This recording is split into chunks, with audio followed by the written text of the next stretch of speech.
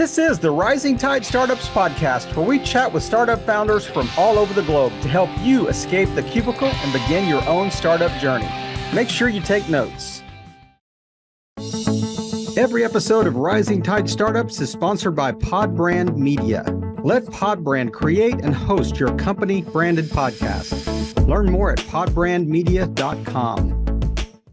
This is Kevin Prewett, another episode of Rising Tide Startups, and we are starting a new series at the first of 2024 that really focuses on the entire virtual assistant, virtual services space, and have a special guest with me today, Chris McShanag. Chris, thanks for joining us on Rising Tide.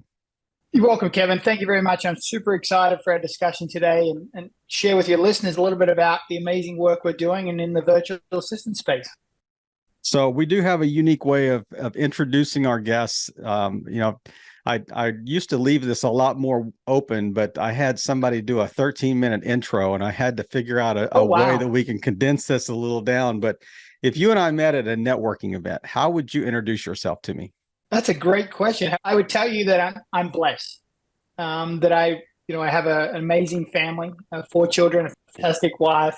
I recently became a grandfather, and so that's one of the huge blessings in my life.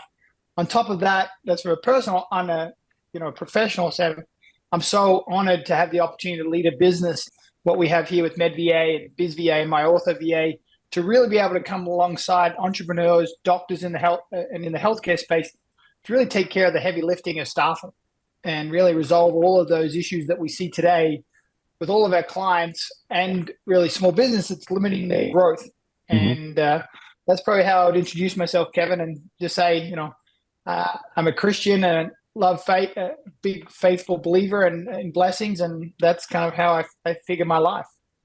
Well, it's interesting that you've got your brands, on the kind of the wallpaper behind your head there. But so take us back to the time where you are thinking, were you needing a VA? Did you utilize a VA and think, wow, hey, there are other people that need this as well? What was the kind of the origin story in this space? Really, it started back when I initially moved from Australia to the United States back in 2000.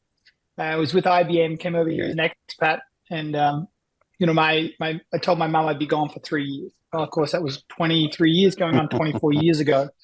And got it and was very involved in the asset intensive industry at that point. So did a lot of work in that space, was successful, took a company through an IPO, an eventual sale, and then got involved with Ronald McDonald House Charities and got involved in the healthcare space at that time and realized that, the struggles in the healthcare space was something that I could really lean into and provide value. And so I started a consulting company, grew that consulting company in the healthcare space, kind of through the meaningful use phase.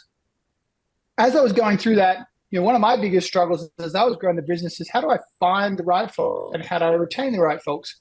And how do I ensure that I'm focused on, as a leader, the best work and adding the most value for my business, while at the same time ensuring the day-to-day tasks are getting done? And so through all of that transition, I got an opportunity to meet 2 amazing founders of our business, Dr. Stephen Kufferman, who's an oral maxillofacial surgeon, and Dr. Omid Shea, who's a gastroenterologist. And just talking to them and understanding the pain points they have in their practices and how they can grow their business really got me thinking. And they had formed a company that they were trying to get going. It was called MedVA. And so back in May of 2022, they asked me to come on board and lead the organization because they're both continuing to be practicing physicians.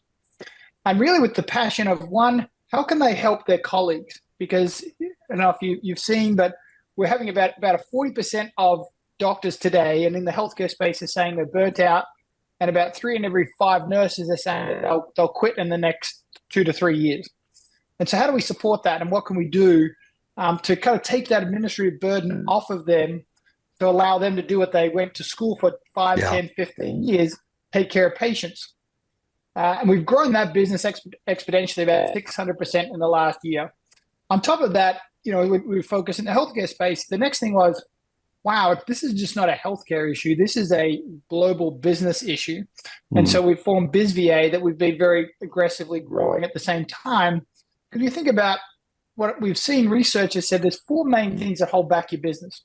One, the 2 of the 4 are related to staffing. One is finding the right people, and two is retaining the right people. The other two are technology and price competition and inflation. And so we really answer two of those. We do the heavy lifting, really help provide our clients with the administrative support remotely and give them remote team members to allow them to focus on what they're doing best, the dreaming and the growth of the business. And then we take care of the administrative back office. And so that's really what excites me, and what's passionate about me is how I can help other entrepreneurs be able to realize their dreams.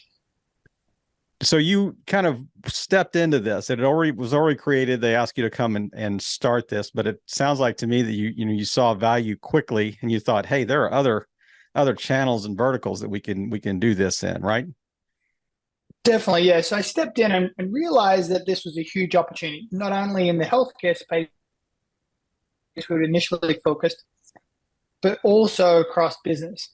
And so what we've seen in leveraging our services is about an $80,000 a year savings in staffing, just purely straight off the bat.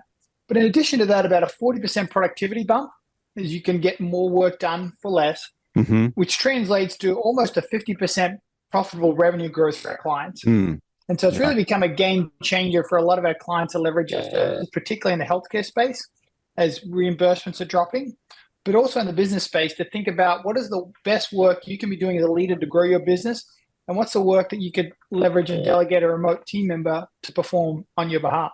Yeah, that makes a lot of sense. And it's interesting, like when I think about, just generic business, out there, the kind of the business broad category, I can see so many, easy applications for a virtual assistant. When you get into the medical space, it seems like the technical expertise and technical acumen that's required is ramped up. How are you overcoming that? Like when you're hiring people, as far as terminology is concerned, as far as just medical understanding, that type of thing, or are they doing roles that are a little more agnostic, in the support side? It's a great question, Kevin. And so we've been very intentional to attract the best and the brightest virtual assistants out of the Latin American and the Philippines market. And so what we do is we tap into the universities, we tap into the healthcare system and the agencies in those countries. I will tell you, on our MedVA side, about 80% of our team members are nurses. Because it's a huge area of opportunity for those folks, and healthcare and allied health in the Philippines is such a strong growing area, to the point that there's about 140,000 nurses right now looking for work in the Philippines. And so in the Philippines. Wow. And so it's a huge opportunity for us to tap into that market. And what we do is when we bring folks in, we do four things. We put them through a skills assessment. We also have a DISC and an IQ test done, but also we put them through a language and comprehension test. Because even though the Philippines is the third largest English-speaking country in the world, we want to make sure that we have the best and the brightest. Because, obviously in a medical side, you're dealing with patients and critical issues. We want to make sure there's strong communication. And similarly on the business side, ensuring that we have folks that are well-educated and motivated to support your business. And so on the medical side, we focus on really four main use cases: handling phone call patient communication and scheduling, insurance verification and eligibility, handling billing and reimbursement, and then medical scribing, updating the medical record. And I'll share with you and share with your listeners kind of the 100 tasks that a medical VA can do for you, as well as the 250 tasks a business VA can perform for you. And I think that's huge as you start thinking about, as an entrepreneur, where is the best way to leverage the team members, and where can we kind of lean in and take advantage of those solutions? So see, these are tasks that I wouldn't just normally assume that you can just outsource, as easily, because, especially the transcription and billing, you're thinking that does require, a higher level of expertise. I don't mean in any way that they're incapable of doing that. I really like your recruiting strategy, who you're going after to fill these roles, because they are gifted and they are, ready to roll, when they hit the ground, and they bring a high level of knowledge to the table. So that's interesting. That's really that's like DEFCON 2, like you've ramped up the VA space and have a much higher bar, of who you're hiring. But it is, and I'm sure, just to give you an idea, at the moment we're onboarding about 100 clients a month. Mm-hmm. and about 200 to 250 virtual assistants a month. So there's clearly a huge need in the market Yeah. that we're fulfilling. Yeah, no doubt. And I mean, as you mentioned, if there's 140,000, nurses looking for employment, and that's just in one area. So, there are a lot of other countries around the world that have that. But you mentioned some, but I love this question because you're the second founder that I've talked to, so I don't have a long track record here, but I'm really looking forward to the answers, from this question. What are some really unique use cases for VAs as a whole? Like not the common, everybody could list the top 15, ways you could use a virtual assistant. What are some really exotic, unique, out of the box thinking use case? One comes to mind, Kevin, and one of my clients I talked to, he was struggling with kind of making a connection with his referral partners, right? So getting connections, and he was in the California area, on how I can get connections and on scale, right? Because he had sales reps that were driving out to referral partners, scheduling meetings with them, doing, kind of presentations. And so we came alongside him and said, how about this as a solution, as a use case? What about you leverage a virtual assistant? They'll schedule meetings, Zoom meetings, so they'll be able to pop in to these meetings with these potential clients. At the same time, we'll set up a DoorDash account. So that VA could remotely send food, bagels, whatever. And so then you've got a meeting going on. You've got a virtual assistant who is kind of being your sales rep and your client partner. You've got food delivered virtually.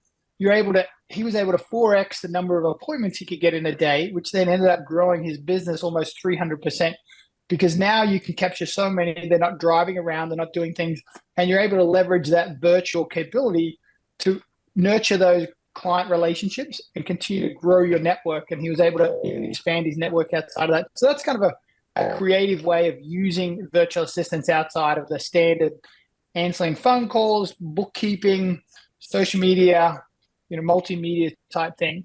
And that's been a huge game changer for him and a number of clients. So I think if we've learned anything through the pandemic, there's so much we can do remotely. Mm-hmm. It is important to have that personal connection.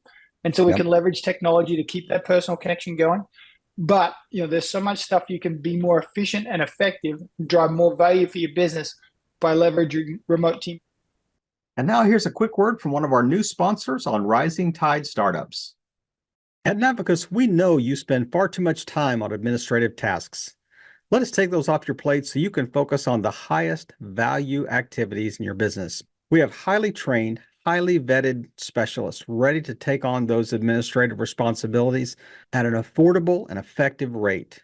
Check us out at navicus.com, proud sponsor of Rising Tide Startups podcast. Does the referral client, does the client know that DoorDash is coming? I mean, have you said, hey, we'll have a meeting and we'll buy lunch? Yeah, so we'll have a meeting. We'll provide the food for the meeting. It'll arrive. So the food arrives.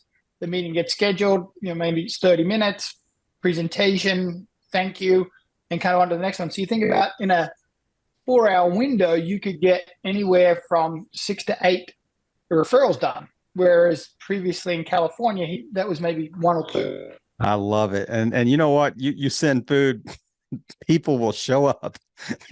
Yeah, and it's an effective cost model. So you're providing food, you're providing time, you're very efficient in the time. You don't have to worry about hey, I'm running late, traffic. You can be in, have the discussion, appreciation, and then be able to move to the next one, which has been a game changer for those. What a great idea. The other one that really jumps to mind is just following up on past clients and just making that past connection. I think in a world today, we feel so disconnected, even though we're so connected at the same time. And so leveraging your virtual assistant just to show appreciation and connection to your clients and following up on those prior clients and prior leads, I think is huge. And that's been a game changer for a number of our clients on how they've really been able to, 3, 4, 10x their business. I do think sometimes as business owners, we think in static terms instead of dynamic terms. Like if they said no 3 years ago, then it's like no forever. And it may not be. It may be a completely different time. They may have a different need. And if you ping them again, they may say, wait a minute, we may want to do this time. So I love those. Those are really, really good. I think that, they are things that we wouldn't maybe normally think of, but, and especially that DoorDash idea, that's crazy. But tell me which one of the three brands that are above your head there, which one are you really going to put a little extra emphasis on, this year? Which one is kind of taking your time that you're in your mind space right now? It's really the MedVA brand. And why I say that is, becoming a grandparent just 8 months ago, right? And having opportunities to, doing a lot of work. I've always been in the healthcare space, work with doctors. There's such a need that I want to make sure I leave a legacy of helping the healthcare system make a difference. So they're still, we still have those doctors that aren't going to be burnt out and resign or leave the practice, and are still involved for the next generation. Mm-hmm. And so for me, as we get into 2024, we have a strategy session coming up. That's really where I want to double down and provide a huge opportunity. Even though it's a smaller addressable market, I think for my passion and our desire, and obviously our two founders, is I think that's the place where we could add the most value. So I know you kind of stepped into MedVA, but it sounds like to me you actually started BizVA and OrthoVA, maybe on the heels of that. And it's different to walk into something that's existing and to start something. What were one or two really aha moment or the surprises that you thought, wow, I didn't count on this when we started these other two brands? What are one or two things that really surprised you and you kind of had to have a rethink and maybe adjust to maybe some early obstacles? So I think it was, as I talked about in the MedVA, we have very defined use cases. There's really four main areas that we perform. So when we stepped into the BizVA, now you're stepping outside of healthcare and you're into the broader world. Yep. And so really being able to refine and have clear clarity on what are the use cases, the best leverage of virtual assistants. So we do a lot of work in the real estate space, in the finance space, in accounting, in social media, really across the board in construction. And so when you think about it, how do you make sure that you're providing the best value at the best time, that's the best task to get taken care of?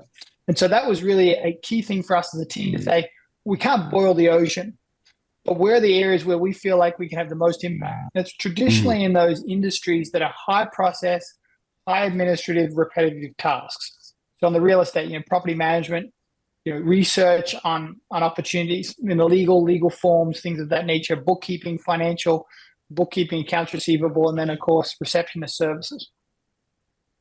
And then the MyOrtho really is a jettison out of the MedVA, because that's a very specific focus in the orthodontic space.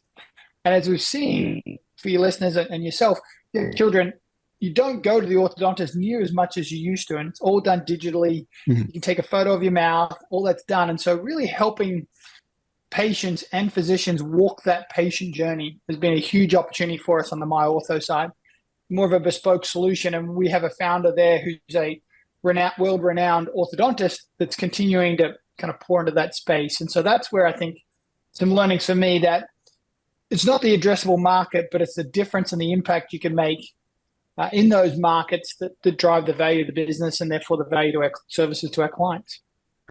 As I could, you just painted a word picture for me when you talked about, when we went from MedVA, clearly defined, here's the four services we provide, to BizVA. Now we jumped in the ocean, type thing.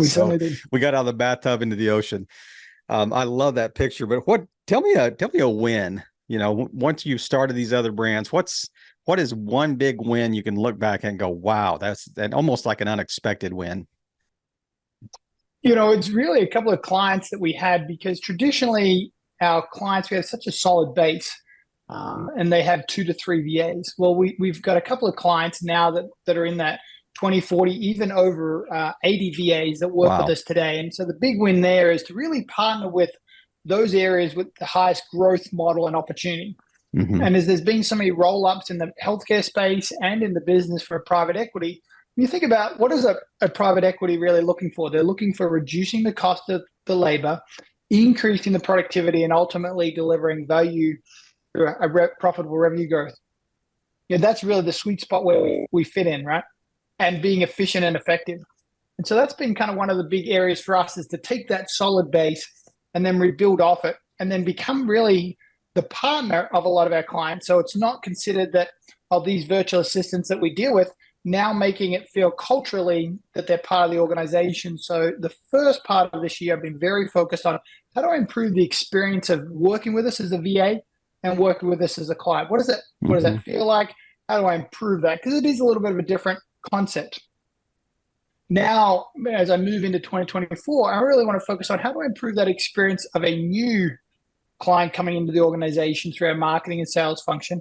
And also, how do I improve the experience of a new virtual assistant joining our team members? Because, at the moment, like I said, I have 2,000 folks that are working for us, and they're all working remotely in their homes. So now people ask me, how many offices do you have? I say I have about 2,000 locations.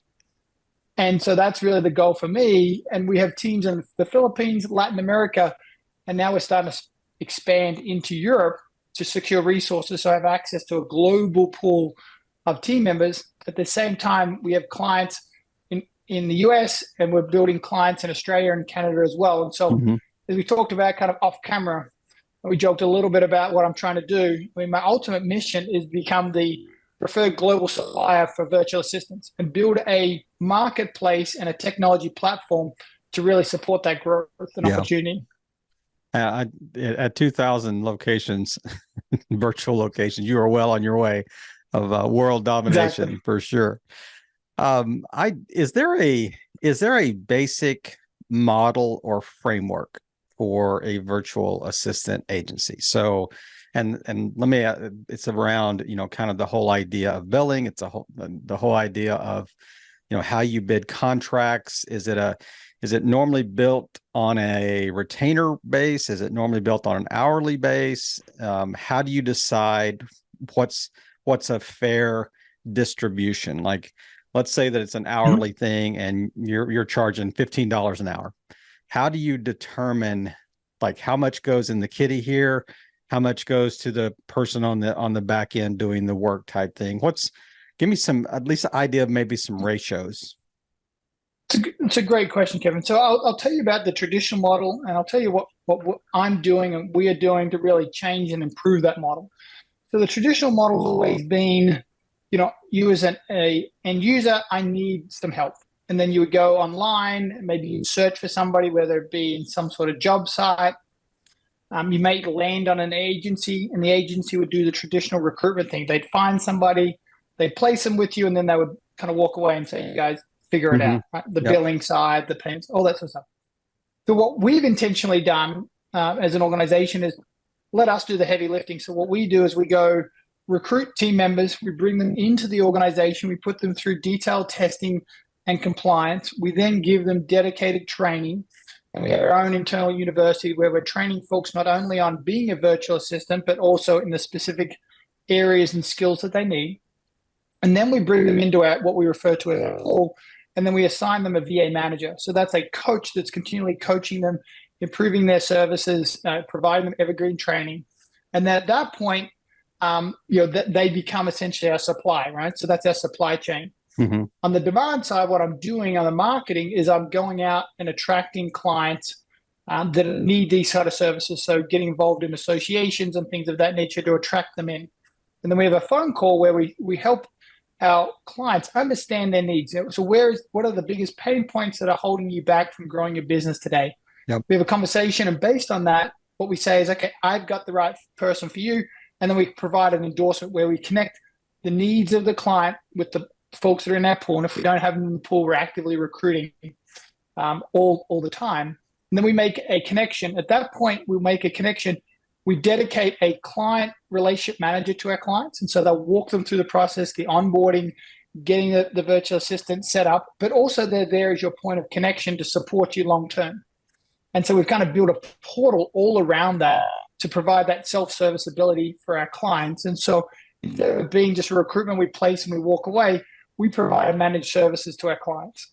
And so from a billing perspective, what we do is we provide a flat rate. We say, okay, here's a full-time VA dedicated to you on a bi-weekly basis. Here's your fees. Or you might say, hey, I don't really have a need for a full-time, but I can leverage a part-time. Same model. We'll provide you part-time VA in a flat rate. So you as an end user, you have predictability of your cost, you have predictability of what you're trying to get done. And then we provide you support on the kind of tasks that can get done. And then we deliver productivity reporting. So you have a comfort level of what are they working on? Are they really working on my stuff? Do I have access and availability to see what they do? And we have a dedicated time recording system for all of those things. So we really intentionally provide more of a concierge service because we want our clients to get the full value out of leveraging their virtual assistants and not have to deal with some of the logistics that we take the heavy lifting for them. I'm assuming there's direct contact between the VA and the client. Correct. So that almost has to exist. But so how do you keep them from saying, we really don't need MedVA as the middleman anymore. Or we don't need, OrthoVA or, and I'm saying from a nefarious standpoint, but just say, hey, I'm really liking you. I think I just want to hire you direct, type thing. So what's your protection for you, for your IP, for lack of a better term here? It's a great question. And actually one we thought about a lot. And that's why I really focused on how do I improve the VA experience currently working with us as well as a VA and as a client. And so one of the things we do that's unique in the industry is we provide medical and we provide retirement benefits to our VA. So our virtual team members, we support them from a medical standpoint and from, we provide them retirement services and additional benefits. Hence, that's what being able to drive about a 98% retention rate of our virtual assistants working for us. And then on the client side, we're providing constant support and service. And so if for whatever reason that virtual assistant doesn't work out, their remote team member, we'll switch them out and we'll provide them a replacement at no cost. And then we're taking care of all the heavy lifting of, paying the virtual assistants, conducting the billing, none of the taxes or things associated. And we're providing ongoing training and support for our virtual assistants. And so I think that's really the difference, and where we protect ourselves is on the service we provide. I mean, if you talk about contractually, it's a month-to-month contract. So there's nothing to say. And my goal is always that, we want to earn your business every day. And so it's more about how do we deliver value creation and better customer service. And by doing that, we'll retain our clients. And hence we're a little over 97% client retention rate. On the average client with us is stayed 287 days. So that's right amazing. at a year, and we've only been in business a year and a half. So we have really good retention rate. It's actually the average is going up every day because they're still the average is going up. That's right. It's 287 days because you don't have a long track record right now. So yeah, that's funny. Correct. And I said, we are adding about 100 clients a month and about 200 virtual assistants a month, and we're on track next year to probably be closer to 160 clients and about 400 virtual assistants. We get on average 20 to 25 requests a day. So if you were speaking to somebody, getting into this space, somebody that's in this space or whatever, I mean, you've got a great, even a relatively short period of time, you got a great track record because you have a pretty broad organization to lead. But what are just one or two lessons that you think are just germane to leading an agency like this well? Always focus on what's most important. And so we've adopted a methodology within our business called the most important number in decision. At any given point in time, there's a number in everybody's business as a leader that defines your winning in the game. And so what we've done clearly is articulate at the top of the organization what's the most important number. And then we've disseminated each department and function has their most important number that contributes to the overall business. And so we as a team have intentionally building a value creation culture that's focused on what's most important.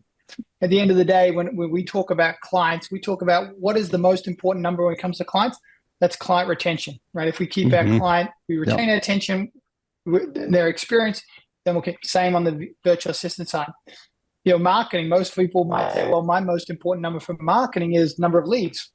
Well, I'm more focused on the conversion of those leads, right? What's the quality of those leads, which is how many of those leads turn into new clients.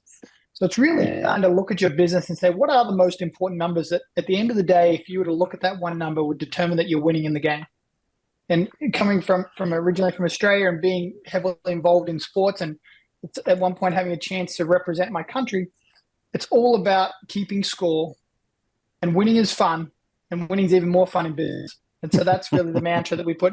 It's fun. I mean, we're making it fun and building a value creation culture, not only for our team members that work for us in the Philippines and in Latin America, but also for our clients. Because at the end of the day, that's really what we're targeting our goal to achieve. I love that. That is, people talk about that all the time, but it sounds like to me that it's actually in your DNA. The most important Correct. thing is and it cascades down, like, how goals, organizational goals, your departmental goals need to nest under your organizational goals. I mean, you do cascade that down probably to the end user, in your organization. They would be able to articulate that probably. That's our plan. And so I'll give credit to, there's a gentleman by the name of Lee Benson. He's in Phoenix, Arizona. He developed the methodology called the MIND methodology. You can look it up online. He has a book called The Most Important Number. His company is called Execute to Win. It's etw.com. And that's we've really embraced that as an organization, because it's all about value creation and thinking about what's the most value, what's the best work you can be doing each and every day to create value for the organization and therefore create value for our clients. That is, it is interesting. Regardless of the industry, there are some things that are just absolutely, concrete foundational truths, for sure. Correct. Tell me, what have I not asked you about that you could just close this out with today, that would just kind of wrap this up in a nice little package, and then just tell people where to find you online? Fantastic. Thank you for that opportunity, Kevin. I think the best thing I would tell your listeners is give it a try. I will tell you, as I talk to my clients, most of the time what they tell me is, I wish I'd started this sooner. And the other big comment I always get as I talk to my clients is, thank you. Now I have more time with my family. My business is growing. And I'm realizing as a leader how I can grow the business. At any given point in time, the lid of the growth of an organization is traditionally the leader. And it's making the right decisions at the right time to grow value for the business. And so that's what I would tell your listeners. Give us a try. You can find us at medva.com. That's medva.com, or bizva.com. That's bizva.com, or myortho if you're in the orthodontic space, myorthova.com. And I would encourage you, book a call, get to meet one of our fantastic client specialists.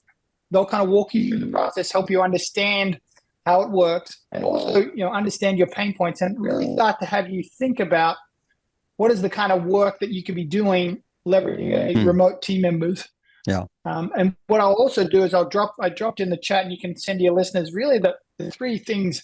What are the 100 tasks a medical VA could do for you? So start thinking about and broadening your horizons on that. The 250 tasks a business VA, the BizVA could do, or on the orthodontic space, and specifically in the orthodontic space. Because I think, as we as entrepreneurs and as folks considering and wanting to add value to the organization and add value to the country, this is where the best work I think we can be doing as leaders is to open up our mind and think about alternative models. A number of my clients are really coming to me and going, hey, we moved to remote through the pandemic. I'm having a hard time getting people coming back, and I'm not really seeing the productivity, and the cost is the same. So what are the options? And this is a fantastic option for them. Absolutely. And that is a great, that's a great point you made right at the end about, this does have post-pandemic repercussions, and it is a response, a good response to that, to those needs and solutions that business leaders are looking for. But man, it's been good to chat with you. It's a pleasure to meet you virtually and just to hear your story. And I really appreciate you taking the time to kind of add to this series, that, add value to this series that we are trying to share with those that are running VA agencies or thinking about or using VA agencies. I mean, it's just such a broad category right now, and really a zeitgeist moment, for virtual assistant, virtual services. So thanks again for doing that, and really just taking your time and just playing your part in helping all boats rise in a rising tide. Chris, have a great weekend. I appreciate, Kevin. You too. Thank you very much, and look forward to maybe jumping on here in six months and tell you about the continued success we've had and where we can help your listeners. I was going to say, I'm going to call you in a year, and you're behind your head is going to be about 6 new brands. So we're looking forward to filling up the whole board. I got enough to take care of. I mean, if you think about taking care of the healthcare industry, other businesses, my orthodontics are a key need, but I'm a big fan of do less better. Yeah. And so that's really what my focus next year is. How can we execute with excellence? I'm targeting on that as my business. And as we grow, and I would encourage your listeners to think about the same thing. What can you do less better? Do less better, right? Because otherwise, if you have too many distractions, too many shiny balls, you'll end up being distracted. And so that would be my encouragement. And that's why I think the virtual assistant space and using remote team members will allow you to do that, right? Yeah. You as a entrepreneur are doing less better. You can add the most value to your business. That's a great way to wrap us up today. Chris, thanks again. Have a great weekend, buddy. Thanks. You too. Thank you, Kevin. I hope you heard some great takeaways from our guests today. Make sure you reach out to them, and thank you again for playing your part in helping all boats rise in a rising tide.